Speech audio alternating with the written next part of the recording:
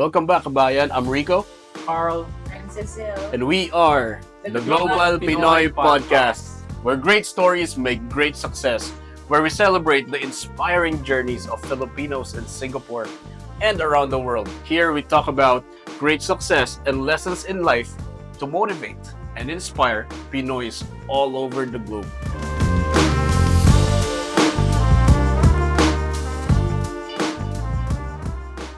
So guys, today ang topic natin is the first thing that OFW should do once they go abroad. Diba? So number one, shift your mindset early. Tama ka doon, kuya. Kasi sa Pinas, most of the people who wanted to get a job overseas, ang lagi nilang iniisip, pag naka-abroad ako, may pera na ako. Then it stops there. Yung pera, once nakuha yung sweldo, gastos. Sa sweldo na to, ubus-ubus biyaya, bigay dito, bigay dyan. So, pero ang nangyayari kasi doon, paano pagtapos na yung stint mo overseas? So, paano na yung cash flow? Paano na yung... Kaya kailangan i-shift na yung mindset early na hindi porke nakakuha ka ng malaking sweldo, uubusin mo na lang in one go. Tama Ate Cecil. But before you actually even dwell on the OFW scene, bago ka pa umalis bilang OFW, dapat alam mo na kung ano yung purpose mo muna. Kasi hindi lahat ng tao na umaalis is parang pare-parehas ng purpose. Ano ba ang purpose mo para maging OFW? Tama, kasi iba-iba. May iba nag-OFW hoping na eventually makamigrate sila. Diba? Doon sa bansang pagtatrabahuan nila. And some of them, they just wanna be OFW at the meantime, temporarily, and eventually go back home to their families in the Philippines. Iba-iba talaga yung planning niyan, di ba? In terms of money. Iba-iba. Kasi halimbawa, kung ang sahod mo ngayon is parang 1x lang, then naging OFW ka, naging 2 to 3, 4, 5 times of your base earlier. So, ano ba ang purpose mo? Then, makakalimutan mo na eventually kung ano yung goal mo talaga kung bakit ka naging OFW. Then, that's when you decide na gusto mo ba na mag-for good na dito? Or ano ba talaga ang end goal mo? Kumbaga, right? And you have to also consider din kung yung may mga OFW kasi yung pamilya nila, their wife, their kids ay nasa Pilipinas. And ayun yung hit talaga pag nag-OFW ka kasi malalayo ka talaga sa pamilya mo in spite of having a higher salary, which is yung leverage. Kaya napaka-importante na may leverage ka. You should really make use of it properly and utilize that leverage to eventually achieve kung ano talaga yung goals mo sa buhay. Diba? Kuya, just adding to that, no? Kasi since sa pag-usapan na yung may family, kailangan nyo ring i-ready yung mindset ng family na hindi porke malaki yung sweldo, pag uwi ng pera sa Pinas, ubus lahat. Kasi I've seen, sa amin kasi, I've seen a few families na ganun. So, the well-runs drive very fast. Kasi basta nakuha yung pera, gano'n na. Tapos pag uwi ng OFW, nasashock na lang na wala nang natira. Exactly. So, hindi lang dapat yung OFW yung may mind na naka-focus. Dapat yung family niya i-prepare rin. Yes. Like inline yung plano nilang lahat, di ba? Correct. Supposedly. So when we go back to the purpose, right? So ano ba talaga ang purpose ng pamilya? Para i-enrich yung life ng buong pamilya o meron kayong target goal? And dito na papasok yung ano ba yung lifestyle na gusto mo? I-keep mo lang yung lifestyle na meron ka, which is yung point mo kanina is yung tinatawag na lifestyle inflation. Yes. So means to say, kung ano yung buhay mo ngayon as much as possible, kung hindi naman siya mahirap na buhay, pwede mong i-maintain yung lifestyle na yon. Para kung lumaki man yung sahod mo, yung kita na portion na yun is yung pwede mo nang gamitin for investments, emergency funds, or your savings. And to build a business as well. You know? Exactly. Yeah, diba? So, yung pitfalls ng karamihan ng OFW is basically, once na nag-start ka ng kumita ng pera, humahabol yung lifestyle mo or minsan humihigit pa. Ang cellphone mo ngayon ay maybe an Android, Vivo, or whatever. Then suddenly gusto mo ng iPhone, gusto mo ng bagong latest iPhone ngayon, Pro Max. So ibig sabihin yung lifestyle mo humahabol to a certain point na that's when we call na inflation na yung lifestyle mo. So again, ang goal is do not increase your lifestyle inflation as much as possible. Be gradual, set goals and timeline on your your success or You know road what? to I can success. totally relate to that kasi meron akong friend dito. This was back in about 5 years ago. Meron akong friend dito na I mean back then kasi hindi pa ako ganun ka-active sa pag-create ng ng passive income for my clients and all that because nasa insurance line ako back then, 'di ba? So this particular friend of mine, nag-for good na siya in 2019. And he's been in Singapore for about 12 years, 10 to 12 years, mga ganun. Nag-for good siya in 2019. Tapos, last year, he reached out to me, "Pre, nandito naman ako. Tara, shot. Let's hang out." Mm. Sabi ko, "Oh, ba't ka bumalik, pre? What's up? Ano nangyari?" Sabi niya, "Tol, yung income kasi sa Pinas hindi kasing laki nung nandito. So, yung lifestyle namin Which is parang true. na-downgrade, di ba? Yung sumasahod daw siya ng about 80K. 80K is quite good It's sa good, decent PHP. income. Oh, decent. Pero yung mga expenses na na-accumulate niya nung nag-OFW siya dati, di ba? In-inflate yung lifestyle nila sa Pinas. So pag-uwi niya yung 80K niya, hindi kasya dun sa Hindi kasya. lifestyle na yun. So which got me thinking na, okay, that 10 years na nandito siya, 10 to 12 years na nandito siya, he could have prepared for something during that time horizon. Precisely. Yeah, kunwari, bumuo siya ng business. Or bumili siya ng real estate, financial markets.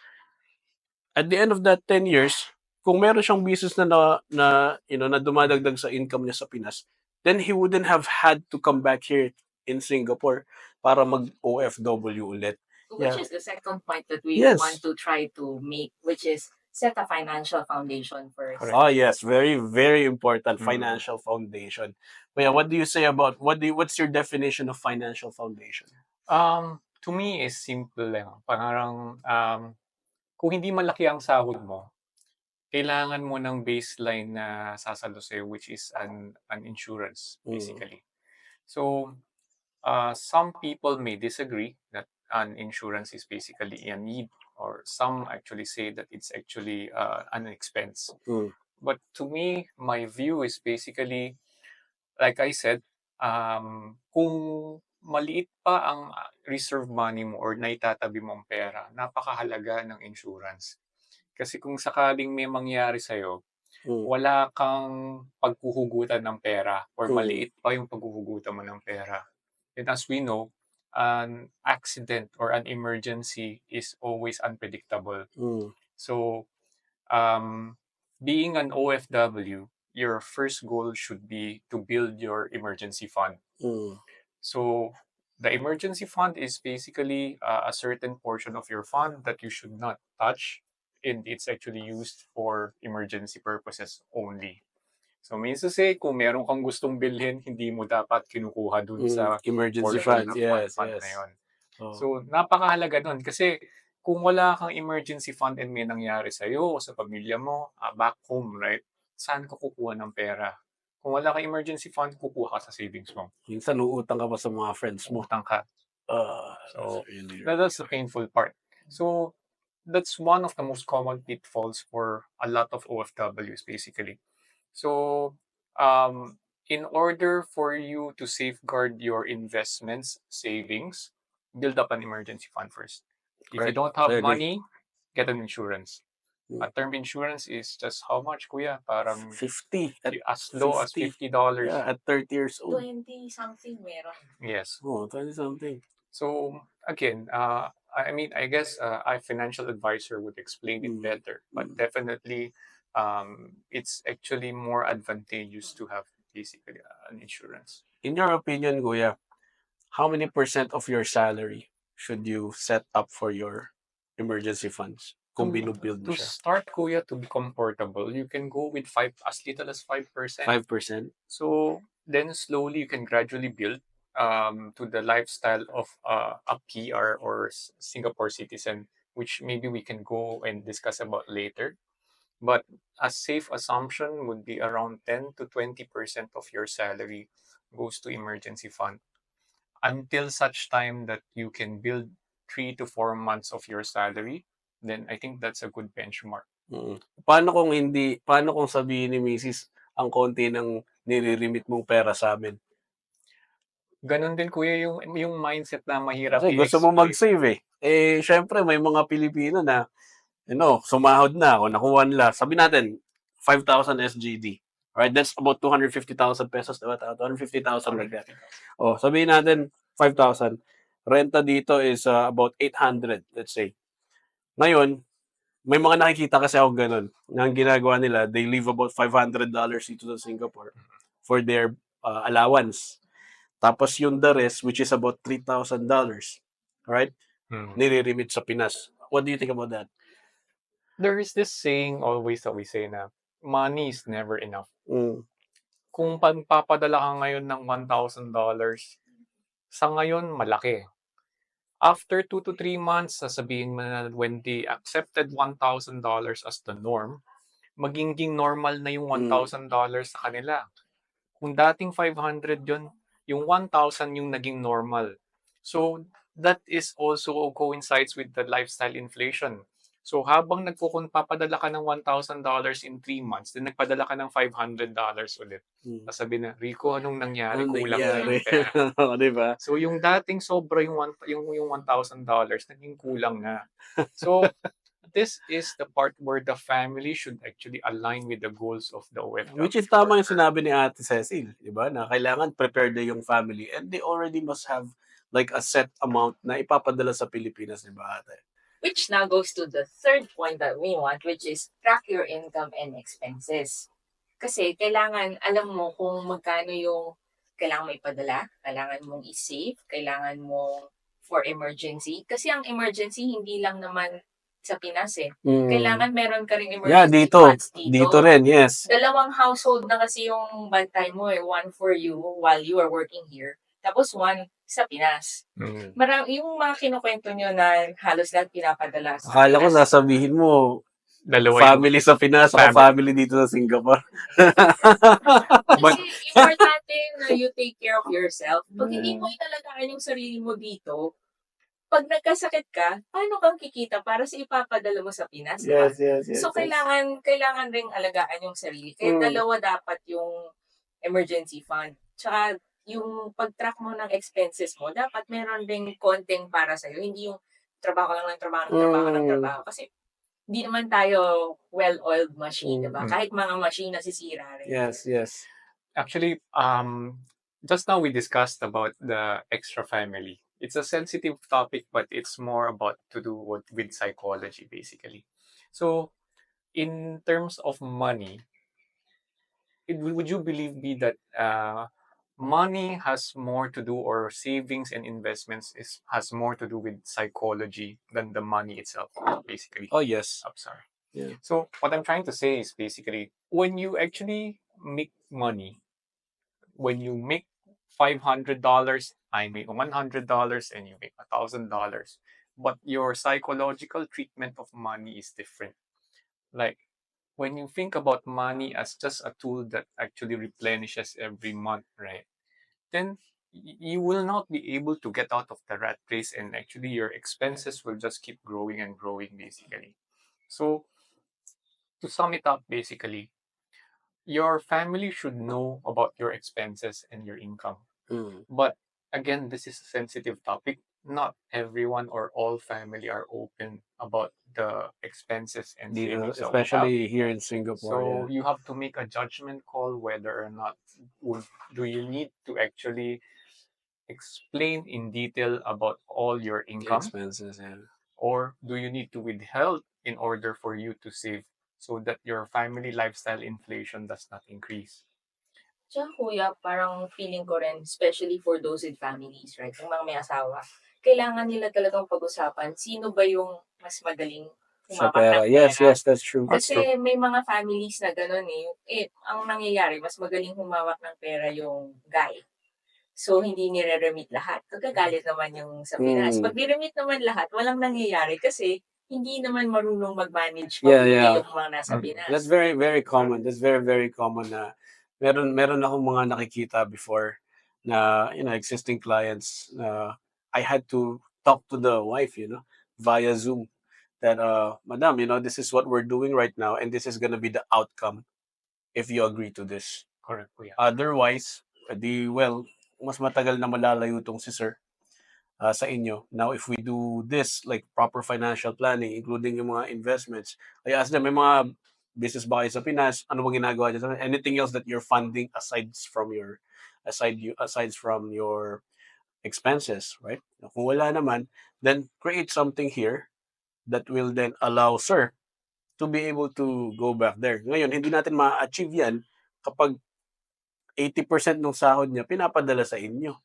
And then as far as I'm concerned, sabi ni sir, is hindi wala rin tayong naiipon. Right? Mm. So, ayun yung mga that's one of the pitfalls na sinasabi ni Kuya Carl na, yeah, everybody, they have to have some sort of a uh, blueprint Tama. pag as an OFW, right? So may Yeah. tanong lang related to this. Ano kung maa-advise natin sa mga viewers how to track their expenses? Kasi yung mga iba parang tinatamad sila mag-track ng expenses kasi sabi nila very tedious to do. Yung mga iba naman right now to the cent tina-track nila. So ano yung mga pwedeng gawin? This is my favorite topic. Favorite topic ko to kasi ito, ang dami ko na talagang natulungan. There are Filipinos here who have never even seen 5 digits in their bank account. In spite of them earning like 3K and above. Hindi nakaka-reach ng 5 digit SGD savings sa bank. So which is a big problem, you see. How is that possible, right? Mm. So I read books. Say one of my favorite books, which actually helped me as well, The Secrets of the Millionaire Mind by T. Harv Eker. I won't go much into the details, but basically you divide your income into 6 different accounts, and these 6 different accounts, it addresses each and every aspect of your life. That's your necessity, your investments, financial freedom, could be for your business or properties, emergency fund, which is it could be 5% to you, according to T. Harv Eker, is 10% savings. But depende na sa tao yun. There's your gift, your charity, 5%. There's your play, o di ba? At least hindi mo na abandon yung happiness mo. And the play account, to me, is very important. That's my favorite account. It's the money that you can finish in the month. Yeah, yung mga ganon. Yeah. And education, self-improvement as well. That's another account. So 6 accounts. To me, that is the best way to manage my money without having to go by the cent na kung ano yung tinatrack. At least na nandun ka within your account, that percentage. Then I believe that you're able to build up your savings in your bank account eventually. So if you see Ate Cecil, if you notice, right, it goes back to psychology, Oh. basically. Yeah. So to be pragmatically disciplined, the 6 jars actually help you to be disciplined in such a way that the jars itself basically is something to restrict your psychology. Want to play, to invest, to your family, to the church, or donations, basically. So for me, it's basically the same. You have to strengthen your mind, basically. You probably read books. Aside from the 6 jars, there's actually a lot of There's a things lot. May 30, to manage your 20, fund. 20 nga. Another way that maybe I would recommend the viewers is to have some sort of autosave, wherein it directly debits your savings account and put To it into another another account where you should not basically save.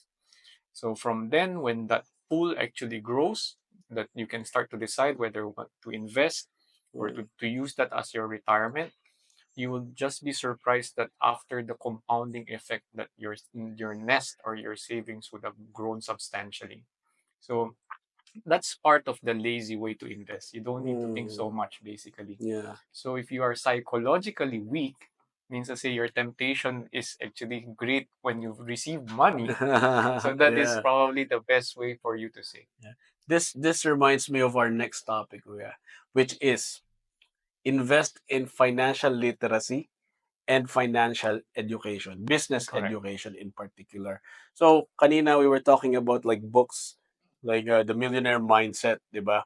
So this book is no, we're not sponsored here, but this book, yeah, maybe one day. One day. But this book really does help even those who are, yung hindi naman masyadong matatas sa pag-manage ng pera. You simply have to to know the percentage. That's all. And then part of it also is I believe that part of your financial education is attend webinars. There are so many free webinars online where you can learn how to invest. You can learn how to crypto, how to stocks, how to real estate. And these are knowledge that everybody or everyone can use for their financial portfolio, especially kung OFW ka at may Eh, leverage. sa TikTok ngayon, di ba, marami ng mga videos na very engaging. So, it's no Yeah. longer an excuse not to do a bit of research. Kasi maganda na yung mga sinasabi nila tapos hindi hindi ka maboboard. Lalo na yung mga hindi mahilig. Kasi may mga friends ako na ayaw magbasa. Whether sa book or sa internet. So, ngayon, at least in other You can watch platforms, it. may mga videos na pareho ng video namin. Yes. So, pwedeng manood ng ganyan, di ba? Wait So, wala lang. nang excuse. Follow Global Pinoy Podcast on Facebook, the Global Pinoy, and so as on Spotify. Our episodes are there on Spotify as well. The Instagram, Global Pinoy Facebook. Podcast, Instagram, Facebook. Follow us, guys, for more financial nuggets or basically life itself. Yeah. So, Sorry, wala ate. na talagang excuse. Hindi na pwede sabihin na hindi mo alam. Kasi, nasa sayo na lang yun how you will be doing all these things or how Correct. you will be researching. Let's go back to the first point where we about knowing whether you want to go home for good or stay in the country that you're working at. Part of it, part of education as well is learning the taxes of the country, the legal structure, and of course compliance between Philippines and that country. Let's say SGD, diba? So I'll give you an example. Recently, kami ni Direct, tax declaration. Kasi kuya, wala nang problema yun. Alam niya na yun. So, many OFWs don't know that they can actually lower their tax by declaring their, for instance, yung spouse Insurance. nila. Spouse na hindi nagtatrabaho sa Pinas. Insurance. Yung mga investment accounts nila. SRS. These are, facilities that can actually help you save more money. Right? Yeah. Even donations. Yeah, donations. Yeah, donation. Dito sa SG, yung pag mag-donate ka, nakakatuwa. Kasi, tatanungin ka nila talaga eh, do you want to claim? tax relief? Yeah. Tapos, hindi mo na siya kailangan i-file. Pag lumabas na yung tax mo, makikita mo lang doon, nandun na siya talaga. Auto na yun. Automatic Yeah. na siya, hindi na hassle for you. So, again, no excuse. No excuse. Yes. So, ngayon, paano yung mga tao na, okay, I understand that we're talking about OFWs, professionals. Paano dun sa mga, anong color yan? What color nung color nun? Pag Blue? blue ba? Blue color ba yan? Yeah. White office. White is office. So, how about our blue collar friends, di ba? Yung income nila is not as high as, the professionals. How are they able to, track their finances properly or, make use of the leverage that they have as a Filipino with a salary that is not as high or sometimes just a little bit higher than their Philippine income? Which that's our fifth topic, by the way. Start small and start smart. Yes. Yes. So basically, it's more or less the same for everyone, I would say. The first thing is you should be able to track your expenses. If you do not keep a ledger or view your statements regularly, just use the free tools that you have. Google Sheets, Microsoft Excel. Lista lang Lista. ako. Yeah. Or Yeah. lista mo sa notebook mo yung mga nagpapautang, di ba? Yeah. Ganun lang yun. So basically, you will have to start small basically. Kung hindi ka pa sanay na humawak ng pera, walang difference yan kung humawak ka ng malaking pera. Yeah. So yun yung hard truth basically. If I give you $1 million, if you don't know how to manage it, basically mauubos din yung $1 million mo. So my suggestion is basically to have a ledger. You track all your income and your expenses. Follow what Kuya Rico suggested. Use the 6 jars. Bawa ka ng basic Google Sheets. Split mo sa 6 na sheets yon. Then, i-plot mo. Monitor mo lang every month or every week, basically. So, again, going back to psychology, you have to be fit and proper in your mindset. Kailangan na pina-follow mo yung routine na gusto mong mangyari with your finance. And second is your due diligence or yung mismong effort mo na gawin yung balak mong gawin or yung gusto mong Mm. gawin. So, pag nagawa mo yun, kahit yung dalawang yun lang yun, you're on your way to financial freedom na basically. So basically, basically, ang keyword na nagigets ko is effort. Yes, Kailangan mo lang definitely. lagyan ng effort. Hindi naman kailangan sobrang laki yung effort eh. Konting effort lang. Kasi, syempre, you will be the one who will reap what you sow. Yes. So, importanteng maintindihan mo yun. Kasi hindi forever ang racket sa overseas. Yeah. Kahit na sabihin mong magsisettle ka na dun sa place where you will be, hindi ka na naman forever magtatrabaho dun sa place na yun eh. Tama. So, a little bit of effort goes a really long way. Correct. So, there's this thing called paluwagan amongst Filipinos. What's your opinion on paluwagan? I actually don't quite agree Mm. on paluwagan because basically what you're doing is, if I understand correctly, kapaluwagan, magpupul kayo ng money, then magto-draw slots kayo kung sino yung makakuha agad ng buong investment or so to speak, di ba? Meron kayong assigned na months kung sino But yung susweldo. Feeling ko para siyang lottery and medyo gambling part basically. What if ikaw yung pinakahuling-huling natira dun sa kukuha ng interest? Financially speaking, talo ka na. Kasi yung nakakuha ng una, pwede niya nang pa-interesan yun sa bangko. Kahit ipasok po yun sa ETF, kumikita na ng dividendo yun bago ka pa kumita. So in that way, hindi mo na masasabi agad na naging patas yung paluwagan, di ba? And it does not actually help psychologically because you are very dependent on the slot that where you are in. So kung ikaw yung nakakuha ng pera at ginastos mo na yung perang yun, wala ka nang naipon. And whereas yung huling-huling nakakuha, kung siya yung medyo mas matipid, mas masinop sa pera, mas pabor sa kanya yung nangyari kasi lumaki yung pera din nakuha niya ng lump sum. So then again, same amount but different psychological treatment about finances basically. Actually ako kuya, medyo natatakot ako dun sa concept na yan. Kasi sino ba yung hahawak ng pera? Yeah, precisely. Paano pagkadating sa akin kung ako yung huling susweldo, kalahati ng mga tao hindi na nagbayad? Lugi ako, di ba? Tama. Ako yung unang sumweldo, tapos umuwi na ako. Yun lang. Paano na yung mga susunod, di ba? Yeah. Nakuha ko na yung pera nyo. So, actually, dati, nakasali ako sa ganyan sa Pinas. Pero yung mas medyo settled siya kasi yung environment, talagang parang hindi kami matatakasan ng mga tao. Kaya lang kasi ano yun eh, sa work. So, magkakasama talaga. Tapos hindi naman yung, kahit ma-retrench ka, alam mo yung bahay. Kasi nasa Pinas eh. Pero kapag ka nandito, parang, paano bukas kung ayaw na i-renew yung kontrata mo ng employer mo, uwi ka na. Eh, paano na yung share mga ko funds, sa no? Paano kung mawala yung funds? Paano kita hahabulin dun? Ate Cecil, let's take a step back basically. Meron yung security or level ng security when it comes to finances eh. Kaya may tinatawag tayo, like sa Philippines, meron kang PDIC or Philippine Depositors Insurance, diba? That's for banks, diba? For the banks. So in short, yung certain limit ng pera mo is basically covered by the banks kung meron mangyari. So dito sa Singapore, meron din tayong tinatawag na SDIC. So basically, ganun yung dapat na mindset eh. Ano bang goal mo? Makaipon ng pera in a secured way? Then you should trust financial institutions basically.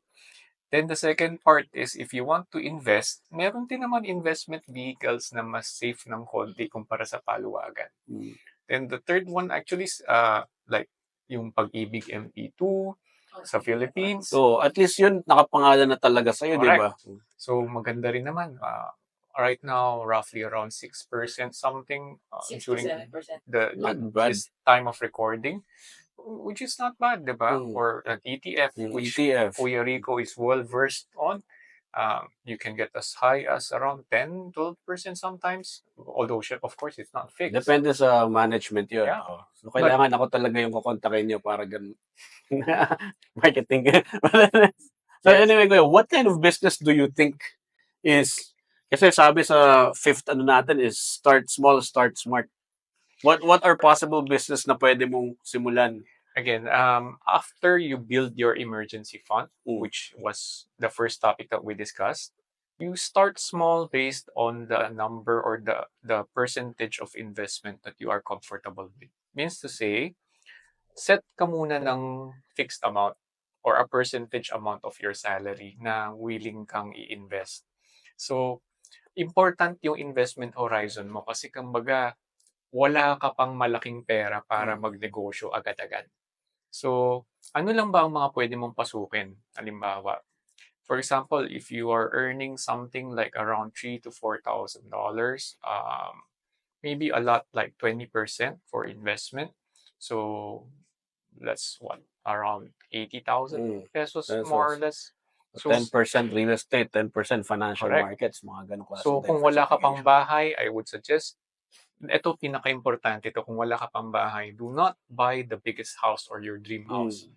Buy the smallest Start house that you can actually finish paying as soon as possible, kuya. This is very important. So, for your own house, I would suggest na do not stretch the loan for your own house. So, bakit? Kasi parang ang goal mo, hindi pa natin sure yung tenure natin dito bilang OFW kung gaano kahaba ang kalbaryo mo.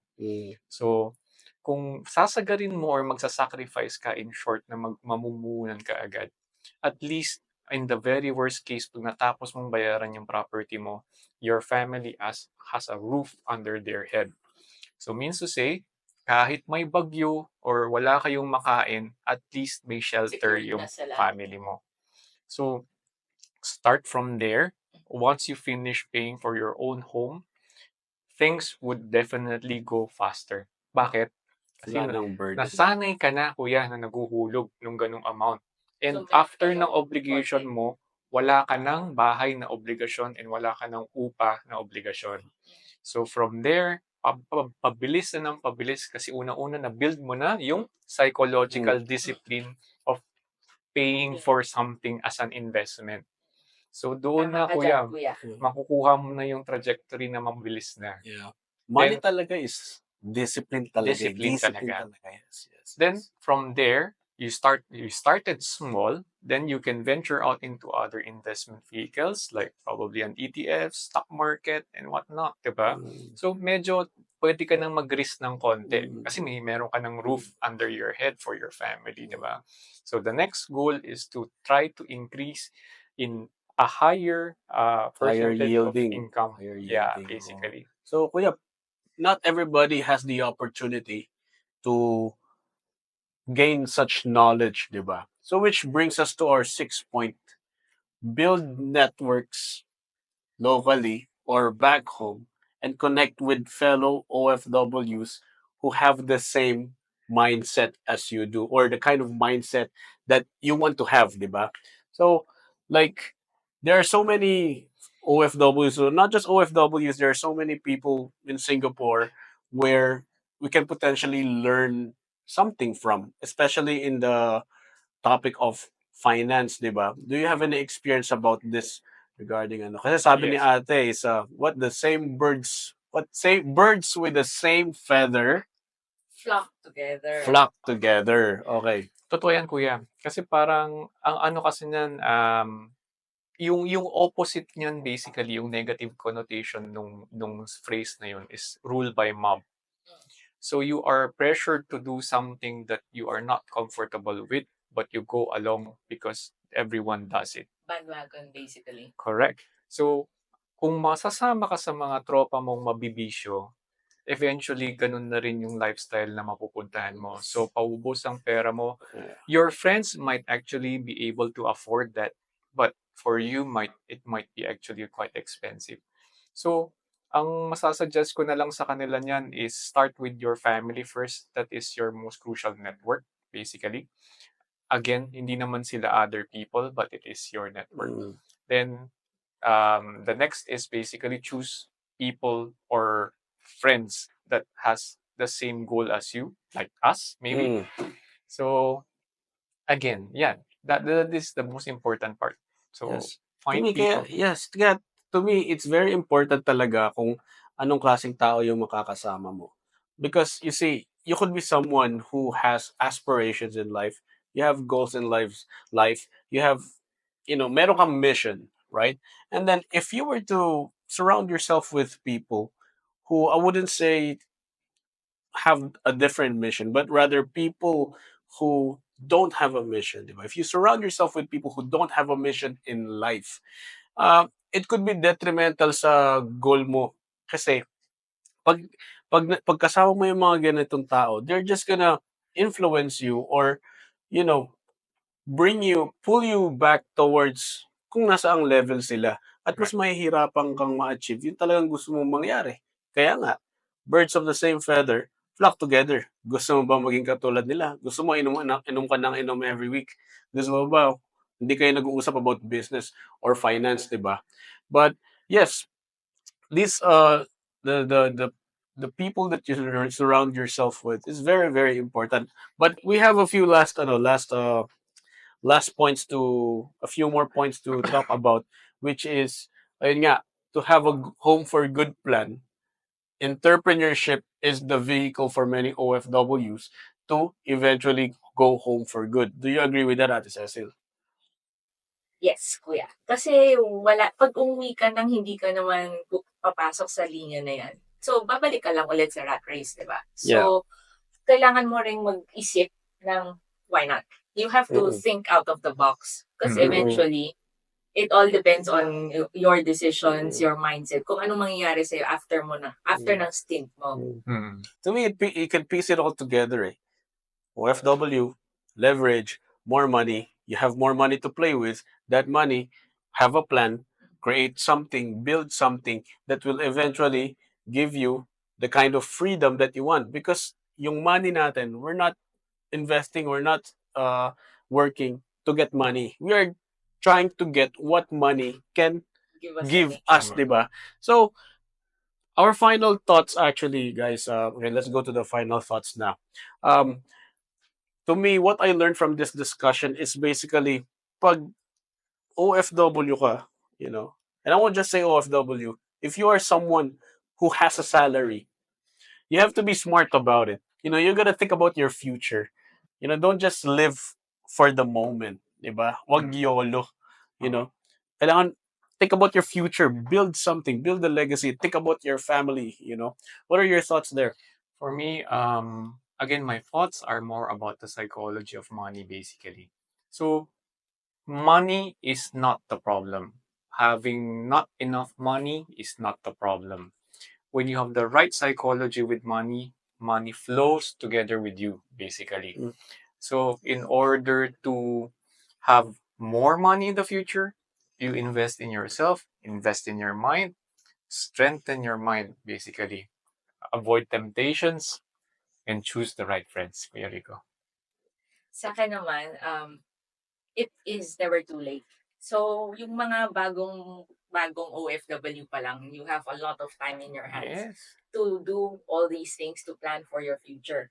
Pero don't fret for those na mga same age namin na not getting any younger. Basta 20s and above na. 20s and above. Ang importante, i-set nyo na yung mind nyo. Huwag na kayong magpatumpik-tumpik. Don't wait until the well runs dry. So kung ngayong sabihin na natin na hindi nyo yun nagawa before, tas matagal na kayo nag-work, ngayong narinig nyo na kami, simulan nyo na, di ba? Yeah. Yeah. So, So Get it's never started. too late. Kuya Yeah. Rico, why don't you invite our friends? Maybe there are more interested people who wants to have the same level of discussion. Yes. So the reason why we're doing this podcast, the purpose of the Global Pinoy podcast is not just to share experiences and stories about fellow Filipinos, but at the same time, we are using this avenue to get to know more OFWs or Filipinos who have the same uh, goals and aspirations as us.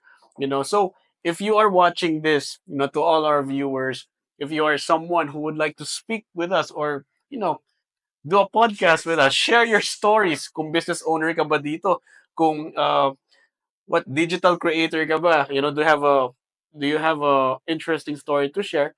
Reach out to us and then join us in this table. It's gonna be fun. It's very interesting. But however, this is the end of our podcast, and we hope that we've provided value to all our viewers, especially you guys. Anything else to say? Kung shy type kayo or camera shy kayo, we can also do it offline. So feel free to message us, our Kuya Rico, myself, and Ate Cecil. Feel free to join us. Everyone's welcome. Okay, so let's end this. By the way, I'm Rico, Carl, Cecil. and we are the Global Pinoy Podcast. Yeah.